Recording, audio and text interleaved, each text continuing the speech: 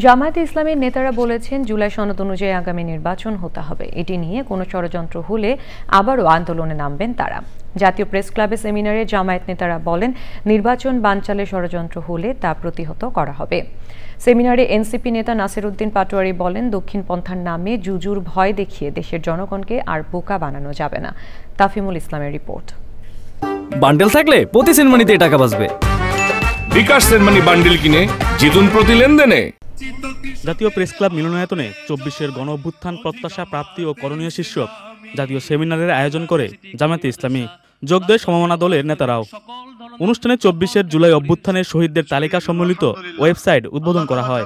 মোড়ক উন্মোচন করা হয় দ্বিতীয় স্বাধীনতার শহীদ ও আহত যারা বইয়ের ইংরেজি ও আরবি ভাষণের। অনুষ্ঠানে বিভিন্ন রাজনৈতিক দলের নেতারা বলেন, এখনো ট্যাগিং এর রাজনীতি চলছে। জুজুর ভয় দেখিয়ে দেশের জনগণকে আর বোকা বানানো যাবে না।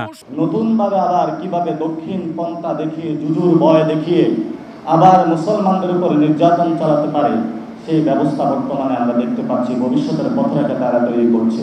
এই চেতনা দাঁড়িয়া ইতিমধ্যে অনেক জায়গায় লুটতরা শুরু করেছে, চাঁদাবাজি শুরু করেছে। আমরা তীব্র নিন্দা জানাই যে এই শহীদ ভাইয়েরা, আমাদের আহত ভাইয়েরা, তাদের পরিবারের সদস্যরা এখনো কেন রাস্তার দাঁড়ে দাঁড়ে তারা এখনো কথা বলবে, ঘুরে বেড়াবে, তাদের সেই দাবিগুলো তারা তুলবে। সরকারি অফিসগুলোতে দলীয় অফিসে পরিণত করা হয়েছে মন্তব্য করে জামাত নেতারা বলেন, এই প্রশাসন দিয়ে সুষ্ঠু নির্বাচন সম্ভব নয়।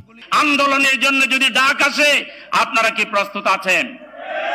প্রয়োজনে আবার আন্দোলন করেই আমরা সেই দাবি আদায় করব। এখন নতুন ট্যাগ লাগানোর সুর শোনা যাচ্ছে।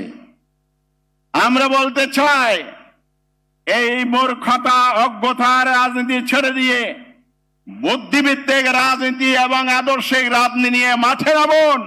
এই প্রশাসন দিয়ে নিরপেক্ষ নির্বাচন হওয়া সম্ভব নয়। যেন তেন প্রকারের নির্বাচনের জন্য এই শহীদরা জীবন দেয় নাই। জাতীয় সেমিনারে জুলাই অভ্যুত্থানের শহীদদের অর্ধশত পরিবার ও আহতরা উপস্থিত ছিলেন। তাফিমুল ইসলাম, চ্যানেল আই, ঢাকা।